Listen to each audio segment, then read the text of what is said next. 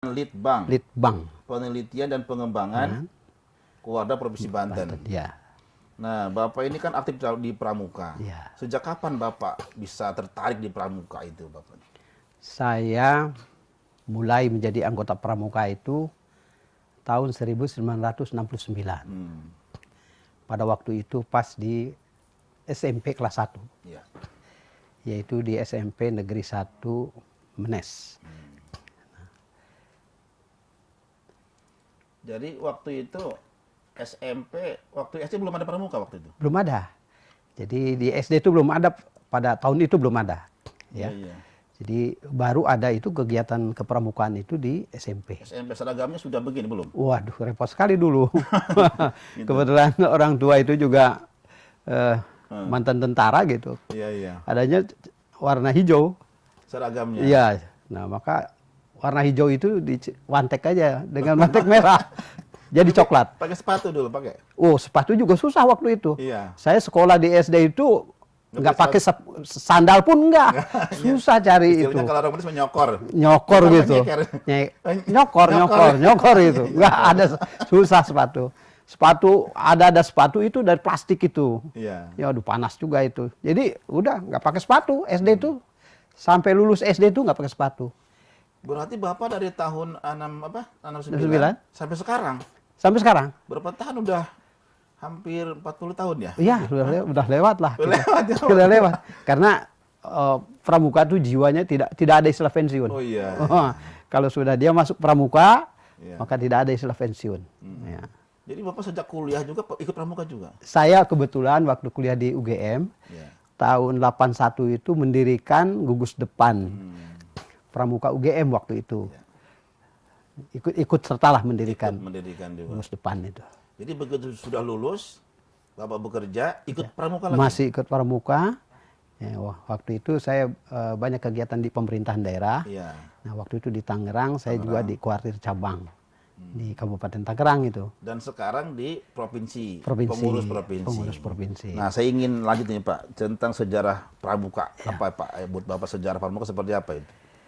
Nah, tentu kepanduan ya. Awalnya kepanduan. cikal bakalnya dari kepanduan dari Lord Baden-Powell gitu ya. Iya. Beliau itu mantan tentara ya. Pada waktu Perang Dunia Pertama waktu itu. Lalu setelah selesai itu dia malahan senang dengan kegiatan-kegiatan kepanduan terhadap anak-anak muda. Iya. Ya, anak-anak muda. Nah, sehingga dia dijuluki menjadi Bapak Pandu Dunia. Bapak Pandu Dunia. Ya. Istilahnya istilah Phatfinder. Iya, iya. Kemudian kita ini kan pada masa itu kan masih jajahan Belanda. Jadi di Belanda sendiri tahun 1912 Iya. itu didirikan itu Nederland Phatfinder organisasi. Nah, kemudian tahun 1016 pas itu menjelang pecah Perang Dunia Pertama itu maka disatukan itu kepanduan itu ya di Belanda, kemudian masuk ke Indonesia, jadi Nasional Phatfinder Organisasi. Ya. Nah, lalu tahun 1920, nah itu didirikan mulai berdirilah beberapa kepanduan-kepanduan secara istilah nasional diganti dengan Indonesia di situ panduan. Nah, jadi cukup besar juga peran kepanduan ini karena kontribusi pemuda ya dalam memerdekakan bangsa itu cukup besar. Jadi kontribusi terhadap Sumpah Pemuda pun dari situ juga sebetulnya. Iya. Jadi kepanduan itu lahir sebelum adanya Sumpah Pemuda. Budi Utomo juga mendirikan kepanduan, Syarikat Islam mendirikan kepanduan, Muhammadiyah mendirikan kepanduan, NU juga mendirikan kepanduan.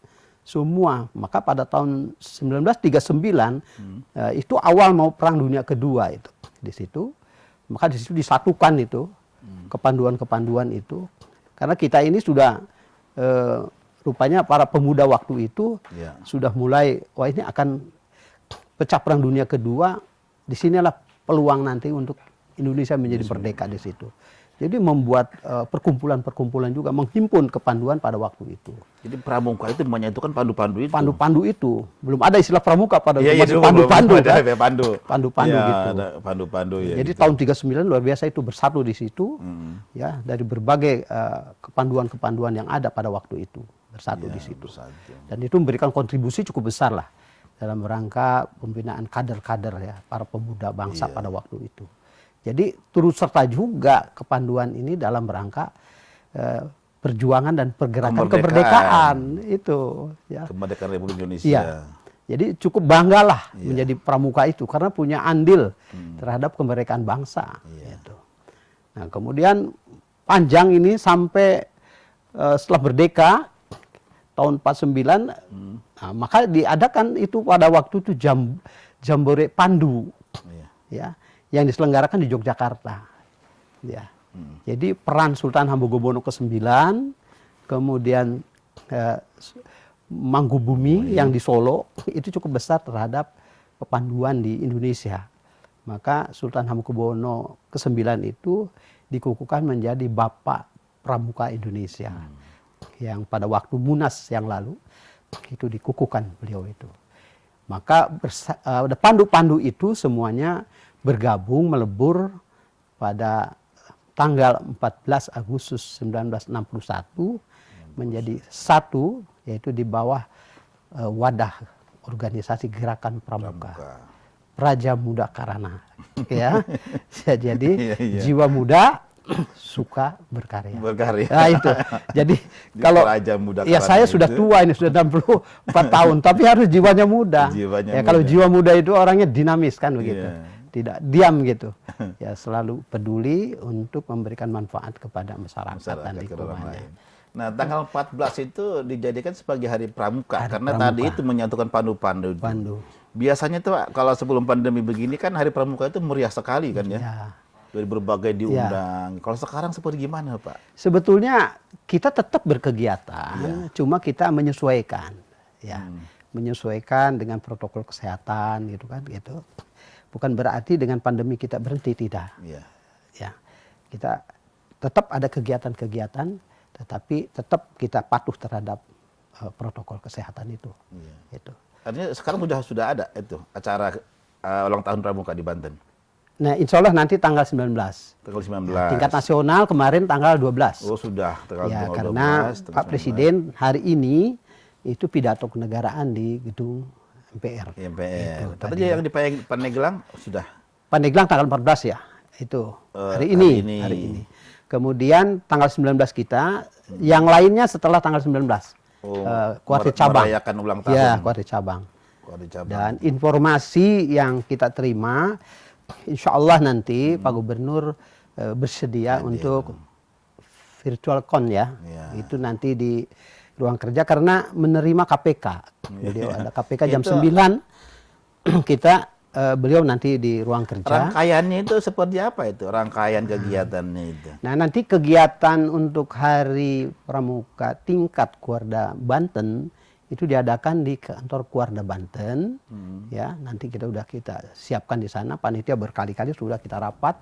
Karena kita juga masih mencari gitu bagaimana ini agar formasi agar protokol kesehatan ini tetap kita patuhi gitu kan. Nah, kemarin kita mendapatkan salah satu referensi lah, itu di tingkat nasional, Bapak Presiden di istana, kemudian Kak Kuarnas dengan jajarannya di Cibubur di sana, gitu. Kemarin sudah dilakukan seperti itu. Ini juga sama nanti di Banten, ya. Majelis pembimbing kan kalau presiden itu majelis pembimbing nasional, Mabinas. Kalau di sini Mabidanya Pak Gubernur. Nanti di pendopo di sana. Tetapi nanti kegiatan upacara Kak Kuarda dengan semua jajarannya nanti di kantor Kuarda nanti. Kalau di Pramuka itu panggilannya kakak ya? Kakak. Oh, saya panggil kakak aja. Kak Iman ya? Iya, boleh.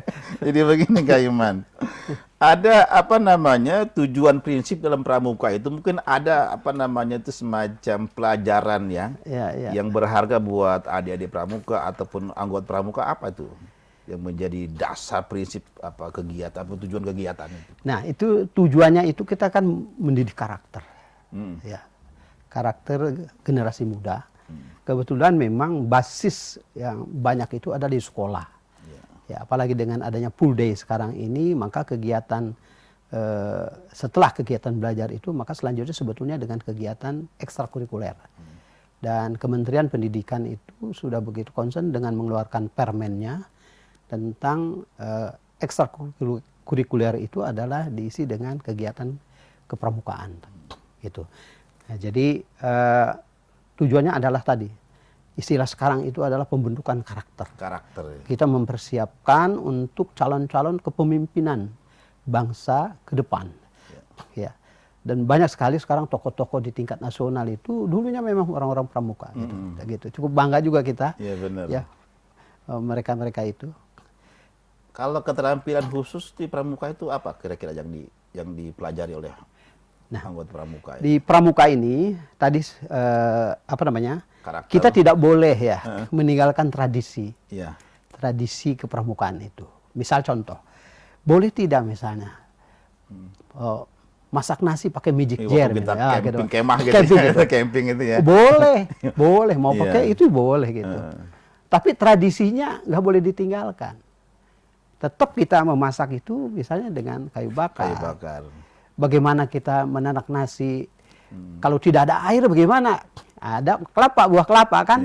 Nah, buah kelapa itulah nanti diisi beras lalu dimasak itu. Supaya matang. Bisa matang itu. Matang. Dan ada manis-manisnya enak juga itu. Iya harus matang. Pernah itu. Harus matang itu. Karena kan situasi di lapangan kan tidak bisa kita prediksi ya, apalagi kemarau, susah air. Kalaupun ada air juga tidak layak untuk diminum. Jadi anak-anak itu dilatih untuk bisa mandiri. Bisa mandiri. Misal contoh misalnya semapur. Ya. Misalnya boleh dengan teknologi gitu. Tapi ketika memang sinyal tidak ada, bagaimana? Tetap aja pakai bendera lagi kan? Ya, itu. Ya, seperti itu. Jadi tetap kita mengikuti perkembangan ilmu pengetahuan dan teknologi, tapi tradisi kepramukaan itu tidak boleh ditinggalkan. Gitu. Di pramuka itu ada istilah praja muda karana yang tadi Bapak sampaikan itu. Itu pengertian apa sih Pak itu? Nah, pramuka itu kan dilambangkan dengan kitri ya. Oh ya, lambang kitri ya. Artinya kelapa. Kelapa ya. Nah, kelapa itu rasanya mulai dari akar sampai kepada daun di atasnya itu tidak ada yang tidak memberikan manfaat, manfaat. Jadi seorang pramuka itu harus memberikan manfaat. Makanya tadi dikatakan praja muda karana. Ya, jiwanya yang muda, ya, suka berkarya. Jadi tidak ada batas. Oh itu mah pramuka hanya untuk anak-anak, hanya tepuk-tepuk tangan gitu kan? Itu tidak. Kita juga sudah dewasa juga masih tepuk-tepuk tangan gitu. Itu kan kebersamaan, kepedulian kita terhadap sesama kan gitu. Jadi istilahnya itu apa istilahnya? Pramuka diidentikan dengan kekanak-kanakan tidak begitu. Itu orang yang kesenang aja ya. Dan saya pengalaman ya sampai sekarang ini, alhamdulillah gitu. Di samping saya agama, ya, kemudian juga kepramukaan, alhamdulillah. Karena di dasar dharma itu kan pertama takwa kepada Tuhan Yang Maha Esa, ya kan gitu kan. Yang berikutnya enggak 10 aja. Artinya ketuhanan itu sangat penting. Di pramuka itu, pendidikan ketuhanan. Makanya Cina itu tidak diakui oleh Wosem. Gitu ya. Karena dia tadi dia negara-negara yang masuk menjadi anggota Wosem itu adanya yang mengakui Tuhan. Nah, Cina itu kalaupun ada pramuka di Cina itu hanya sifatnya organisasi, tapi bukan atas nama negaranya. Artinya ketakwaan itu ketika di alam bebas itu orang-orang pramuka itu dia lebih dekat dengan Tuhan. Ya, itu di Trisatya. Ya, Trisatya. Trisatya itu sebetulnya kalau kita simpulkan yang pertama, kewajiban terhadap Tuhan. Ya. Dalam kondisi apapun. Ya kalau orang Islam harus sholat. Tidak boleh tinggalkan begitu. Yang kedua, kewajiban terhadap sesama. Dan yang salah satunya apa? Punya jiwa peduli. Sensitif. Sensitif. Jadi kalau peduli itu sudah memikirkan orang lain. Bukan memikirkan dirinya. Dan yang ketiga kewajiban pada diri sendiri. Apa salah satunya kewajiban pada diri sendiri? kita harus bertindak disiplin. Nah, salah satunya itu dharma, di dasar dharma itu ada jiwa disiplin dan taat kepada Tuhan, kemudian sesama saling menolong, dan pada diri sendiri. Iya, itu. Tridharma. Itu di Trisatya. Trisatya, Tridharma. Kalau itu sudah dilaksanakan, yang berikutnya kan di Trisatya itu menepati dasar dharma. Iya, rasanya menurut saya, menurut saya sudah kita beragama, masuk pramuka secara kafah. Wah, istilah agama ya. Kalau kafah itu artinya tadi Trisatya dan dasar dharma itu laksanakan, beres sudah dunia akhirat itu udah. Dunia akhirat beres itu. Nah, tadi saya agak tertarik Pak dengan pramuka menciptakan anggotanya menjadi orang yang berkarakter dan juga berkarya. Nah, sekarang karya-karya apa saja yang mereka latih Pak, di pramuka itu? Saya awali dari sekarang ini lagi gencarnya pendidikan karakter. Ya, mulai dari tingkat pendidikan dasar, menengah sampai pendidikan tinggi. Pada diri kita itu ada 4. Pertama, olah rasa. Olah rasa itu adalah salah satunya adalah nilai kejujuran. Ya. Sekarang ini barang langka jujur ini. Ya. Yang kedua, olah pikir itu cerdas. Yang ketiga, olahraga itu tangguh. Yang keempat, olah karsa itu salah satunya adalah peduli. Tidak mungkin orang peduli kalau yang jujur, cerdas, tangguh itu tidak diperoleh lebih dulu. Nah, sekarang kepedulian ini luar biasa. Apalagi sekarang, di era-era sekarang ini, harus tinggi sekali tingkat kepedulian. Bapak Presiden kemarin memberikan pidato itu antara lain satu.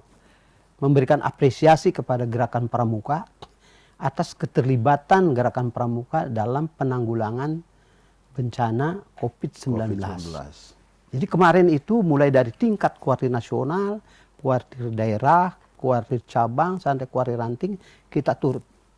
Ya, tentu dengan ada keterbatasannya, karena agar ekstra hati-hati masalah COVID-19 ini. Ya, para medis saja, dokter saja kena gitu kan. Musuhnya nggak kelihatan. Nggak kelihatan gitu, goib sekali kan gitu. Oke Pak, kita break dulu ya. Ya boleh. Ini pemirsa Sultan TV dimanapun Anda berada, ini cukup menarik sekali ketika bicara tentang pramuka. Kita akan menguras habis tentang informasi pramuka.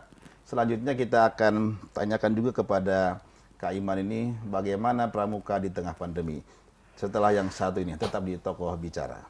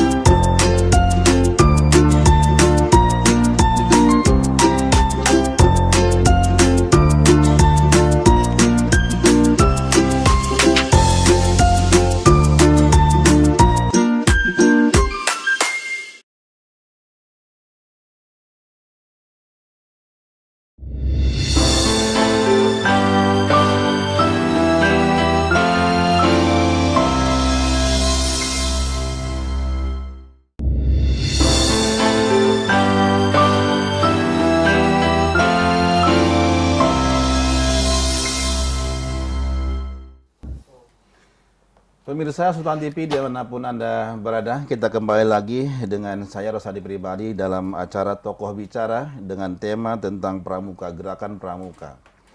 Pada kesempatan hari ini, kita masih bicara dengan Kak Iman.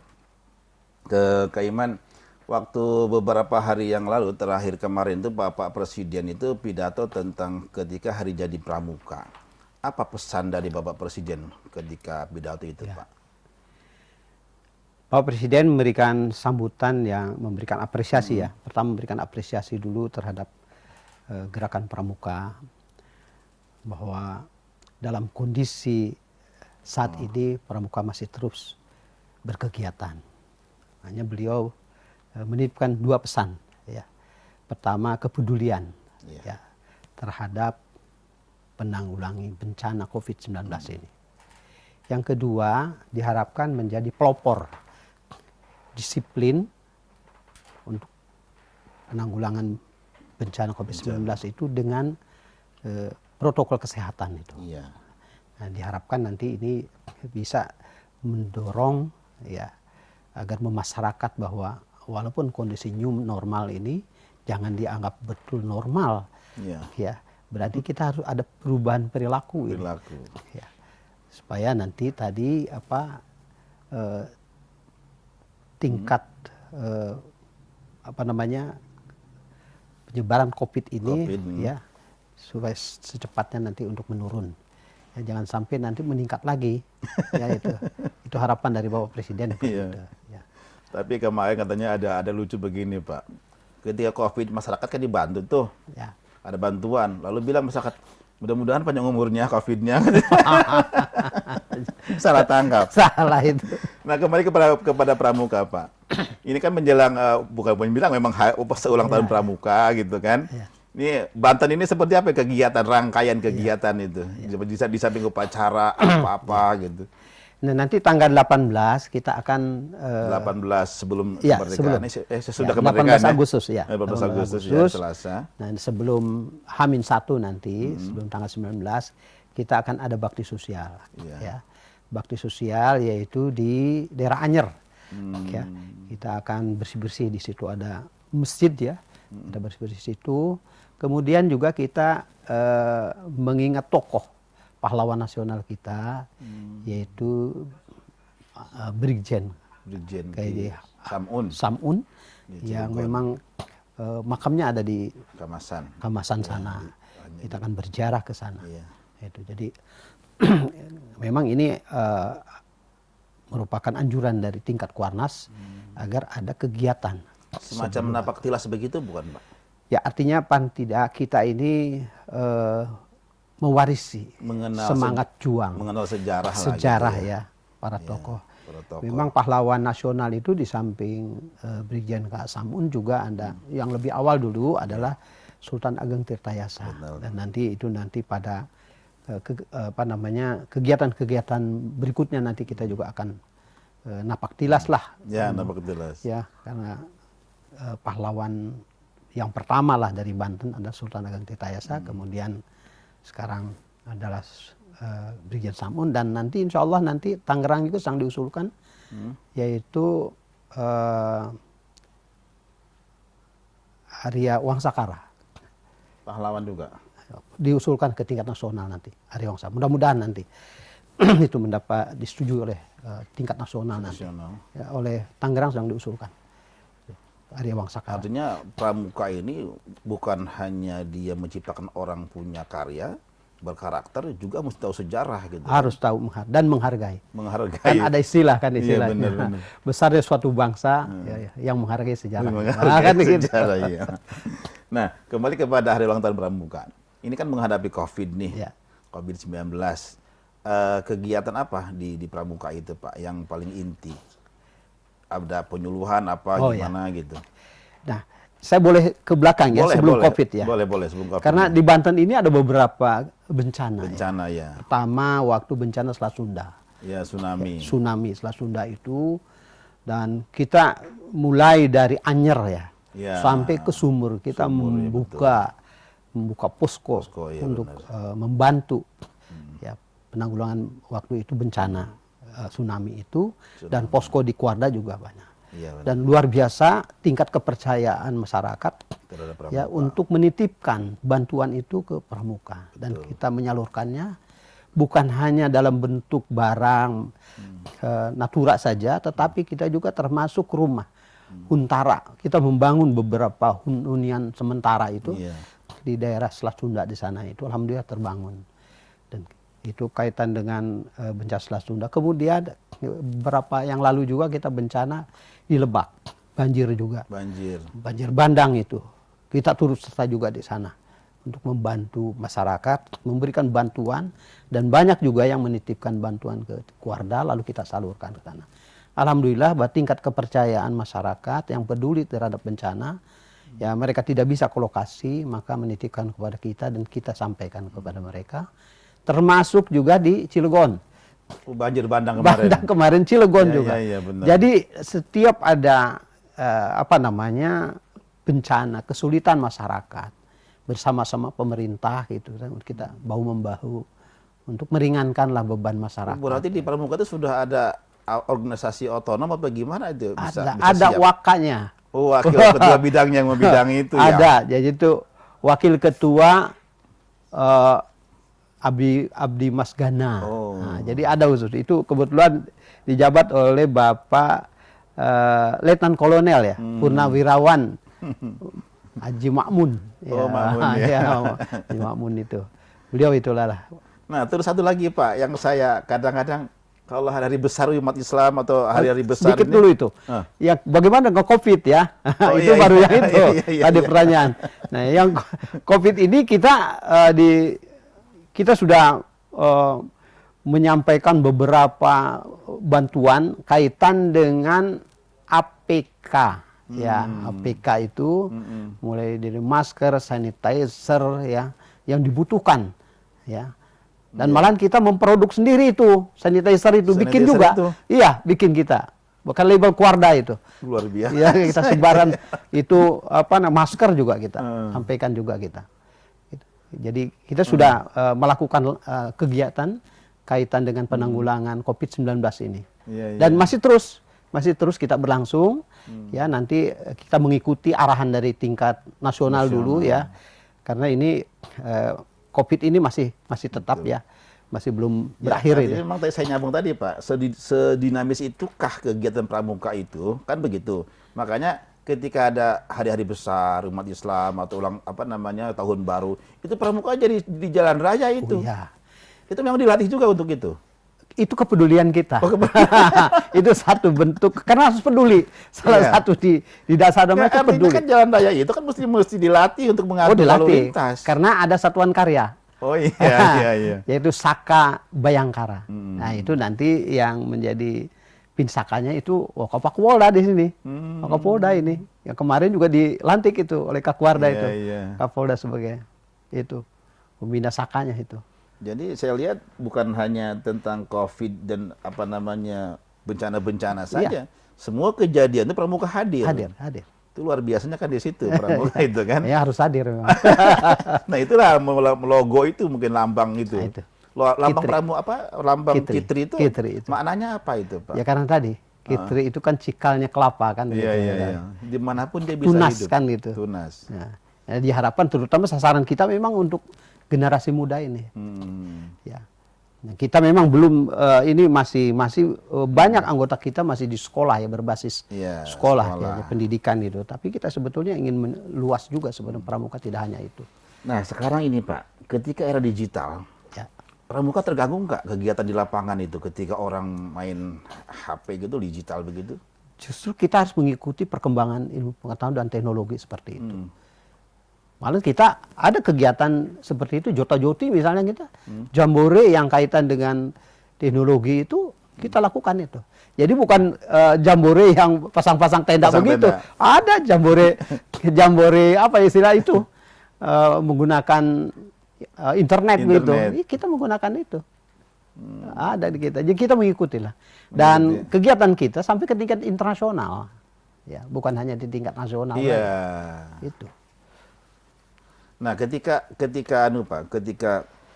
teknologi berkembang terus, bagaimana menitik beratkan bahwa pramuka itu dia punya jiwa bela negara itu di tingkat internasional tadi itu? Kan dilatih itu berkarya, kemudian dia punya karakter. Ya. Nah, kemudian menanamkan jiwa-jiwa bela negara seperti apa itu? Ya. Nah, di pramuka itu diterapkan misalnya, kalau hari pramuka itu, misalnya pembacaan Undang-Undang Dasar. Ya. Kita bukan pembacaan, pengucapan. Pengucapan. Nah, jadi harus hafal. Karena orang itu harus tahu, mengerti, ya, menghayati, mengamalkan kan. Iya, gitu. benar. Ya. Jadi dia bukan kita Islam membaca. Dasar Dharma nggak dibaca, diucapkan. Nah, setelah dia hafal, ya, baru dia mengerti. Dengan bagaimana dia supaya mengerti? Dengan latihan. Iya. Karena kita berikan pengetahuan mereka tidak berhenti sampai situ. Dilatih, baru kita praktekkan. Misalnya dengan berkemah kita. Terus, dia tidak ada untuk berhenti. Jadi di kita itu belajar dan berbuat. Jadi tidak hanya belajar, tapi berbuat terus. Supaya terus terhayati, nah, sehingga terbentuklah karakter tadi. Ya. Dan ini harus secara terus-menerus, karena pendidikan tidak harus selesai begitu, tidak. Harus secara terus-menerus, dengan sabar kita terus menuntun peserta didik kita itu. Nah, kalau saya ingin tahu, Pak, jenjang kepengurusan seperti apa sih di pramuka itu, Pak? Jenjang kepengurusan. Mulai dari tingkat nasional. Ya, ada Kuartir Nasional. Kuarnas namanya. Ya, sekarang Kak Budi Wasiso. Ya, Komisaris Jenderal Purnawirawan, ya. Mantan Kabareskrim. Sekarang Kabulog, ya. Kabulog. Nah, sekarang beliau adalah Kak Kuarnas. Nah, kemudian majelis pembimbingnya adalah Presiden. Ya, Pak Kak Jokowi. Kak Jokowi kan gitu. Iya. Alhamdulillah kemarin luar biasa ya respon Bapak Presiden gitu sebagai Kak Babinas. Kemudian di tingkat daerah ya, itu ada Mabida, ketuanya adalah Gubernur Kak Wahidin Halim. Wah, itu disebut kakak ya. Kakaknya Kak Wahidin Halim. Kemudian Kak Wardanya adalah Kak Mas Duki, mantan Wagub Banten, ya kan? Kak Mas Duki. Kemudian di bawahnya lagi ada Kuartir Cabang. Ada Mabicab, itu Bupati atau Wali Kota. Ya. Kemudian ada Ketua Kuarcap. Di bawah itu ada Kuartir Ranting. Siapa mabirannya? Itu Camat.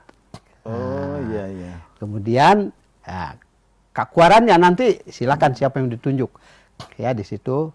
Nah, apakah kepala sekolah atau siapa, pokoknya yang dia peduli dengan pramuka. Nah, di bawahnya itu adalah gugus depan. Gugus depan. Nah, gugus depan itu di situ ada Mabigus. Siapa Mabigusnya? Kepala sekolah. Kemudian ada di situ para pembina. Ya, para pembina misalnya di situ Wakasek bidang kesiswaan lah yang dominan di situ. Nanti siapa yang ditunjuk? Biasanya di situ ada untuk putra-putri juga banyak. Itu strukturnya seperti itu. Nah, itu yang tadi berbasis tadi. Lalu ada lagi yaitu tadi yang berbasis SAKA, Satuan Karya. Banten ini melampaui nasional Satuan Karyanya. Di tingkat nasional itu ada 11. Di kita ada 14 di kita. Jadi kita lebih banyak dari tingkat nasional. Salah satunya, misalnya di sini ada BPOM tuh. Badan. Ini? BPOM. Itu sudah dilantik tuh. Oh gitu ya? BNN sudah dilantik di kita. Tingkat nasional belum ada. Itu SAKA itu? Ya karena begitu, kalau di tingkat nasional itu akan dibentuk apabila di bawahnya sudah terpenuhi 30%, baru dibentuk tingkat nasional. Satuan Karya itu semacam semacam semi otonom. Jadi kalau di pemerintahan itu kayak dinas. Gitu ya. Ada Bayangkara, gitu ya. Ada yang itu di bawah polisi. Kemudian di Angkatan Laut Bahari, Saka Bahari. Di Angkatan Laut. Kemudian di TNI Angkatan Darat itu ada Saka Wirakartika. Ya, Pak Dandrem di sini gitunya kan di situ. Kemudian Taruna Bumi itu Dinas Pertanian. Wana Bakti itu Dinas Kehutanan. Luas sekali ya, Pak? Banyak. Kencana BKKBN. Mereka punya keahlian di bidang itu. Di bidangnya yang masing-masing. saka-saka itu. Ya. Dan sekaligus juga life skill bagi mereka. Ya. Bekal bagi mereka nanti itu. Nah, di tengah-tengah pandemi begini berarti istirahat dulu apa gimana itu, Pak? Ketika pandemi begini kegiatannya? Ada saka misalnya usada bakti. Oh, Kesehatan. iya. Ada Kesehatan itu ya, benar. usada bakti. Dan dia juga didukung oleh yang lain. Iya, itu iya, ada iya. didukung oleh yang lain. Nah, ketika pandemi kan masyarakat kan banyak di rumah, banyak bertani juga. Ya, jadi kita kegiatan pramuka itu ada dukungan-dukungan kalau dikatakan teknis. Jadi kalau saka itu teknisnya. Teknisnya. Benar. Itu lengkap kita itu. Jadi di sini juga ada pembina satkanya ada yang menangani itu. Ya, yaitu di Wakabina Muda. Wakabina Muda. Iya. Nah, sebelum jadi pramuka itu, Pak, mereka itu direkrut apa memang otomatis itu, Pak? Sukarela. Pramuka itu kan sukarela. Oh, tidak ada perekrutan begitu? Tidak ada sukarela. Masuk. Nanti kelihatan mana yang betul-betul dia memang kafah kadang-kadang. Dan itu nanti luar biasa. Mana yang serius, mana yang tidak gitu kelihatan, kan? gitu ya. Akan berlanjut terus gitu dalam kondisi apapun gitu kan. Karena memang di situ tidak ada gaji ya. Nggak ada kita Nggak sukarela ada, kan kita. sukarela kan? Ya, sukarela. Iya. Ya. Jadi mereka itu memang sukarela untuk masuk, untuk berkarya, untuk berkarakter, gitu, membangun bangsa dan membela negara, begitu kan? Betul, iya. Oke, Pak, kita break dulu, Pak. Ini cukup menarik nih, untuk segmen kedua ini. Pemirsa Sultan TV dimanapun Anda berada, kita akan lanjutkan pembicaraan kita tentang pramuka ini cukup menarik setelah yang satu ini tetap di Tokoh Bicara.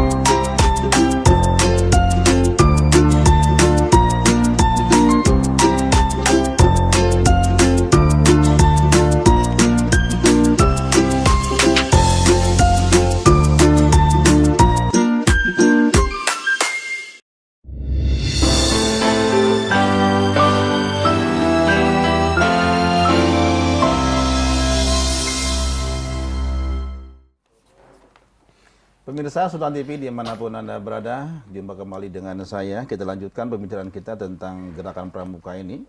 Dan acara ini bisa dilihat di fanpage Facebook Sultan TV dan YouTube sultantv.co. Saya kembali kepada Kak Iman ya, tentang gerakan pramuka ini Pak ya, sangat menarik sekali. Saya tuh Pak kalau jalan-jalan suka lihat tuh, ada madu pramuka. Itu bagian daripada karya pramuka atau apa, seperti apa itu Pak? Madu pramuka itu betul-betul bahwa itu madu yang diproduksi oleh pramuka. Pramuka. Dan itu dijual kan? Dijual. Nah itu merupakan salah satu bidang usaha dari Kuarnas. Ya. Dan sekarang ini sudah memasyarakat betul. Dan itu terkenal sekali tuh Pak, ya. Madu pramuka itu. Dan jadi bahan komoditas ya? Iya. Karena tadi, jadi sebetulnya di pramuka itu tadi di samping ada di kuartir tadi ada Saka, satuan karya. Satuan karya itu tadi. Dia bisa memberikan life skill bagi para anggota, juga memberikan kontribusi untuk pendanaan anggaran pramuka. Artinya di pramuka sendiri boleh dong menciptakan usaha-usaha itu. Iya. Apalagi di era digital sekarang di 4.0, mamanya ketika anak-anak ini memang era digital, ada kemungkinan mereka bisa menciptakan sesuatu. Salah satu daripada dasar dharma itu adalah kreativitas, inovasi. Nah itu memang amanat daripada dasar dharma dan yang harus dikembangkan. Ya. Nah tadi kaitan di 4.0 nanti. Iya, 4.0. Nanti ada Saka multimedia ya misalnya kan. Iya, benar. Kalau Banten mau melopori ini nanti kita pelopori nanti kita ya. Sultan TV ini juga masuklah di sini nanti ya. Salah satunya kan sudah banyak ada. Iya, 4.0. Iya, benar. TV di sini nanti kita kan dengan Kominfo nanti kita kan. Nah, karena itu kaitan relevansinya dengan perkembangan. Dan teknologi sekarang digital itu kan. Kita enggak. Tinggal nanti kita Sultan TV ini perlu memelopori ini, fasilitasi nanti kita akan fasilitasi oleh Kuarda nanti untuk dibentuk nanti Saka Kominfo. Iya, artinya saya lihat kalau begitu di pramuka ini bukan hanya fisik yang diperkuat, tetapi otak juga diperkuat. Semuanya. Semua. Saya tadi katakan rasanya diolah, kemudian pikirannya diolah, fisiknya diolah, termasuk karsanya ini kehendaknya diolah juga gitu. Gitu. Kalau lihat riwayatnya dulu, siapa Lord Balmoral itu mengatakan, anak itu harus bisa naik kuda, harus bisa mendayung perahu, harus bisa mengembara di hutan, gitu. Seperti itu. Jadi itu semua diuji itu yang tadi ada 4 unsur tadi itu, supaya jadi betul-betul dia lengkap, menjadi karakter yang lengkap gitu, seperti itu. Nah itu ada pada Trisatya dan Dasar Dharma itu. Makanya saya mengatakan tadi kita bertuhan lalu kita laksanakan Trisatya dan Dasar Dharma. Insya Allah saya katakan. Bagi saya gitu ya. Setelah saya kaji secara mendalami, insya Allah selamat dunia akhirat itu. Kenapa saya katakan selamat dunia akhirat? Karena yang ke-10, Dharma yang ke-10. Suci dalam pikiran, perkataan, dan perbuatan. Bayangkan suci. Artinya memang pramuka ini dia tidak lekang oleh zaman, dia terus mengikuti arah zaman, mengikuti zaman lah begitu kan begitu. Yang saya pahami kan pramuka itu kan hanya kemah, camping, masak, ternyata kan tidak gitu kan. Ternyata kan tidak. Kan ada litbang kita. Terus mereka itu mengikuti perkembangan. Jadi bergerak juga litbang juga. Jadi dalam kegiatan pramuka ini, kalau sedang ada kegiatan, itu ada juga supervisi. Supervisi mulai dari, kita kalau mau melakukan kegiatan, kita adakan persiapannya luar biasa.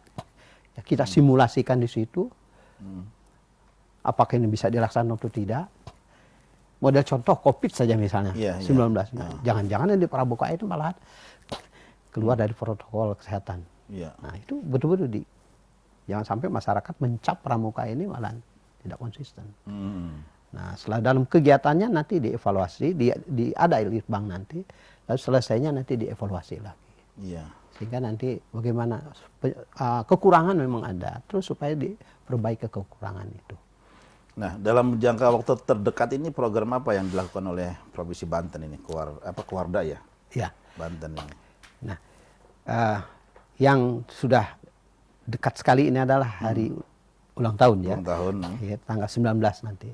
Kemudian ada kegiatan-kegiatan berikutnya nanti sampai akhir tahun sesuai dengan program yang sudah kita rencanakan. Ya. Hasil dari rapat kerja kuartir daerah dengan kuartir cabang nanti. Nah, itu sudah teragendakan kegiatan-kegiatan nanti untuk tahun 2020 ini. 2020. Ya, tapi tadi amanat Bapak Presiden itu sebagai Kak Mabinas, dua hal titip beliau itu, ini yang harus terus sampai tuntas COVID-19 ini. Yang tidak tahu sampai kapan ini batasnya, tapi pramuka itu tadi harus menjadi peduli dalam penanggulangan bencana ini dan pelopor kedisiplinan itu. Nah, itu yang sekarang yang merupakan amanat dari Bapak Presiden seperti itu. Di samping kegiatan-kegiatan kita yang sudah teragendakan di tahun 2020 ini. Itu. Biasanya ke dalam organisasi itu kan tahun 2020 itu merencanakan lagi dari 2021 biasanya Pak ya? Iya. Nah, itu rapat kerja untuk tahun depan biasanya gitu ya? Iya. Kita nanti rapat kerja itu mengundang kuartir cabang. Dan melibatkan dari cabang itu melibatkan beberapa ranting. Oh iya. Ya, supaya mereka mengikuti program mulai dari tingkat nasional, tingkat daerah, tingkat cabang sampai tingkat ranting. Satu. Karena pramuka itu sebenarnya satu. Iya, satu komando. Satu pramuka itu. Gerakan Pramuka Indonesia satu. Supaya gerakannya itu jangan yang satu ke timur, yang satu ke barat, enggak itu. Ya.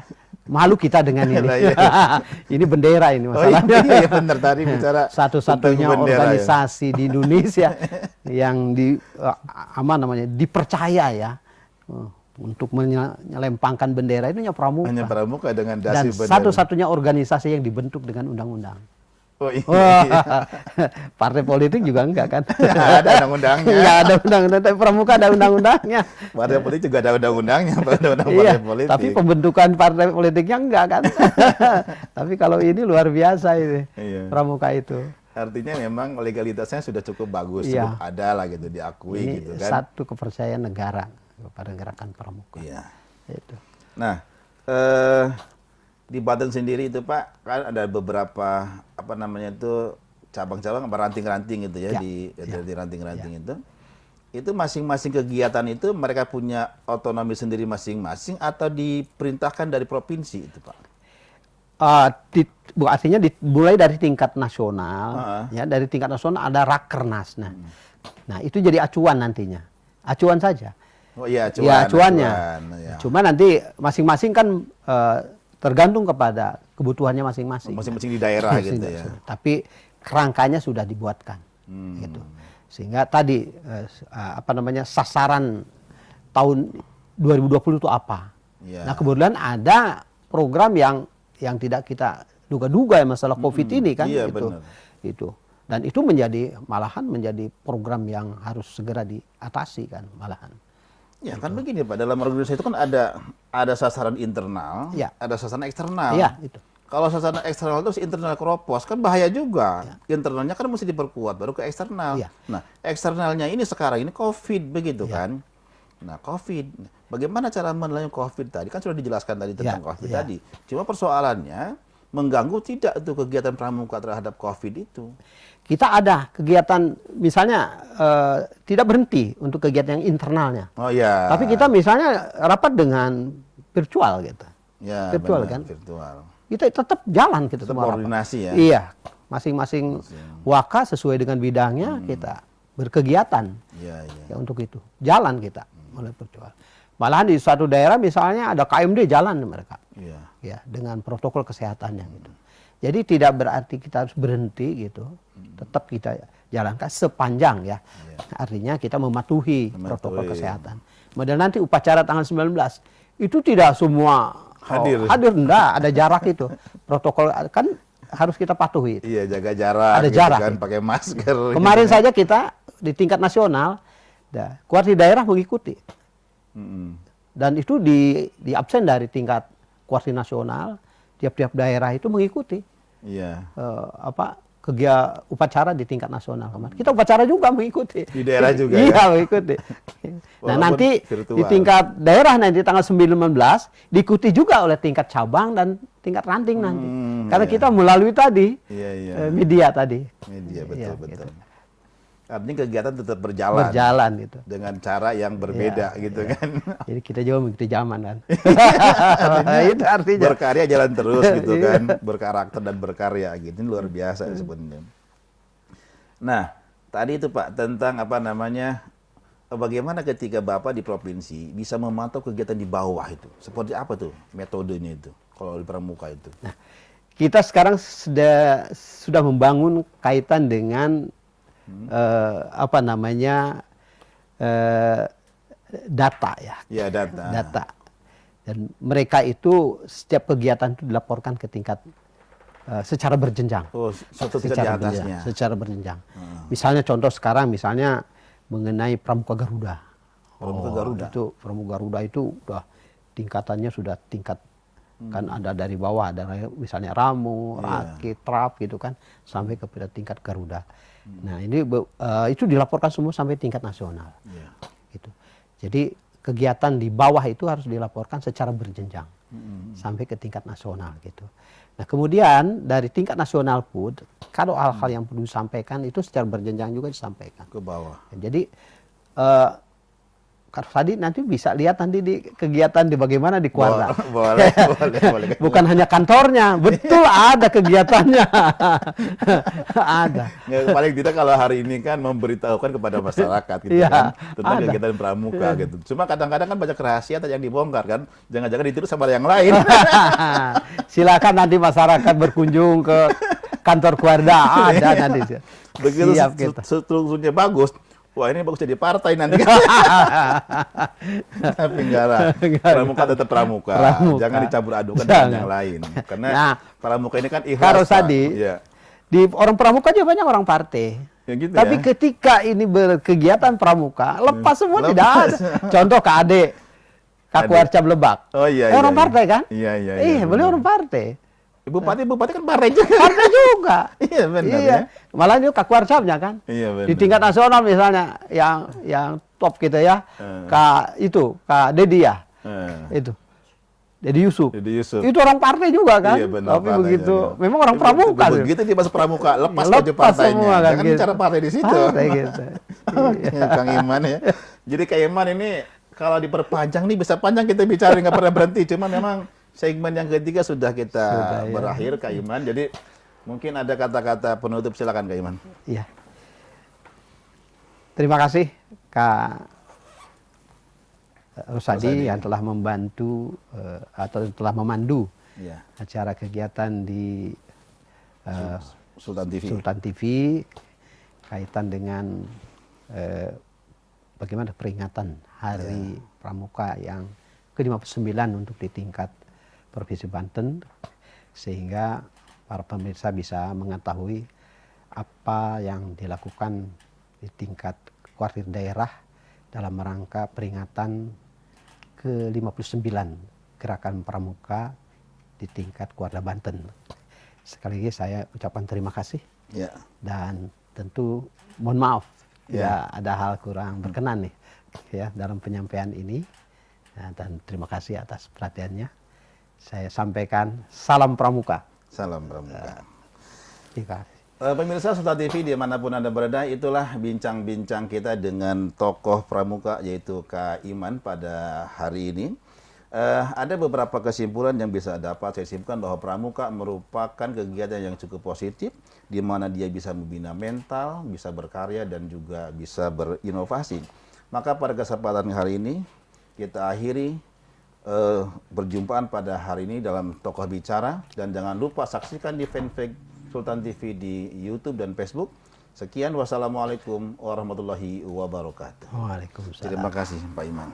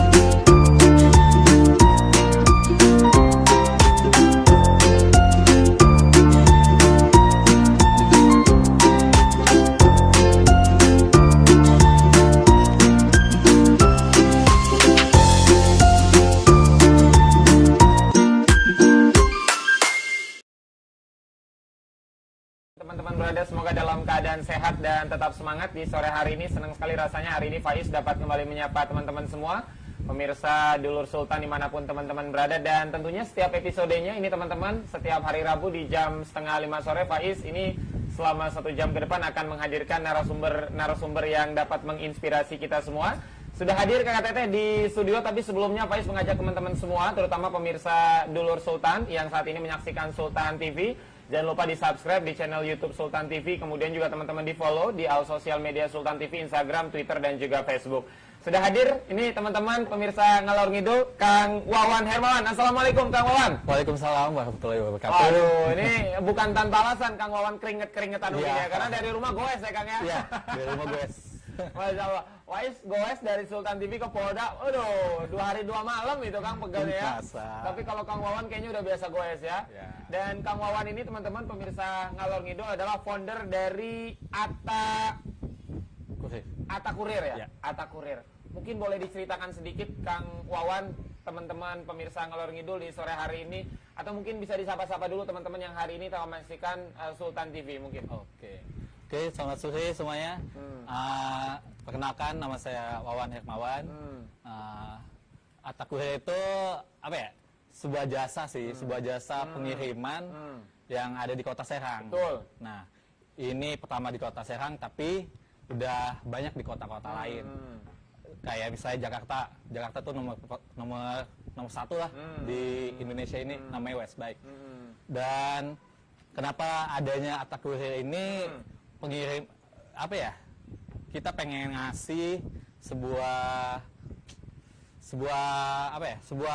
jasa yang ramah lingkungan, yang antaranya ramah lingkungan, yang diantaranya bisa same day dan next day. Siap, gitu. jadi Atta Kurir adalah jasa antar jemput paket atau makanan atau apapun itu dengan menggunakan sepeda. Iya, betul. Siap, jadi memang sederhananya seperti itu teman-teman. Atta Kurir adalah jasa pengiriman paket atau makanan atau apapun itu yang memang ini transportasinya menggunakan sepeda. Betul. Kang Wawan, mungkin awalnya ketika memang membentuk ini dan menjadi seorang founder Atta Kurir, awalnya kenapa kok mau gitu kan? Ini kan apa, anti mainstream ya? Ya. Mungkin bayangan Faiz dan bayangan teman-teman yang hari ini menyaksikan Sultan TV, kebayang dong misalkan pesanan, mohon maaf, dari Keramat gitu kan ya, nganter ke Pakupatan gitu ya, Kota Serang aja, itu kan lumayan. Itu gimana Kang Wawan? Ya, kita sih emang area antaranya itu cuma untuk Kota Serang. Kota Serang aja. Bisa pun lebih kayak pernah nganter yang di luar Kota Serang ya paling banter kayaknya 15 kilo gitu. 15 kilo dan tetap kita layanin kok, tenang aja. Dan Kota Serang itu ternyata kecil. Jadi kita siap aja sih sebenarnya. Keramat sampai Serang juga. Siap. Jadi memang Atta Kurir sejauh ini hanya melayani pengiriman jasa ini untuk Kota Serang. Iya, betul. Jadi kalau misalkan dia tinggal di Kota Serang, nganterin ke Rangkas nggak bisa ya? Nggak bisa. Atau nganterin ke Lebak juga nggak bisa? Apalagi, itu jauh banget. Jadi buat teman-teman semua yang menyaksikan ya sadar diri juga ya. Yang pertama mungkin teman-teman nanti akan bete juga nunggunya karena lama ya kan? Karena kan menggunakan sepeda juga waktunya akan lebih lama ketimbang teman-teman menggunakan jasa sepeda motor atau yang lain. Nah, Kang Wawan, seperti ini kan mungkin bagi teman-teman di Serang hal yang baru ya. Mungkin kalau tadi Kang Wawan sempat mengatakan kalau di kota-kota besar kayak Jakarta mungkin sudah hal yang biasa, tapi kalau di Serang kan hal yang baru. Apakah memang sebelum ada Atta Kurir ada pengiriman paket serupa menggunakan sepeda atau ini yang pertama? Ini yang pertama sih. Yang untuk pertama? di Kota Serang ya. Setahu saya sih, itu yang pertama. Dan kita tuh udah kebentuk di tahun 2018 sebenarnya. Oh, 2 tahun. Udah 2 tahun, 2018. Dan di tahun yang sama itu pun lagi muncak-muncaknya ada acara besar nih, Kurir Sepeda ini. Ada sebuah acara yang dimana itu sedunia mengikuti acara tersebut. Dan di tahun kemarin itu 2019 ada bukan ada sih tuan rumahnya kebetulan Indonesia. Siap. Di Jakarta. Siap. Nah, itu udah didatengin berapa negara ya? 2-3 negara tuh gitu.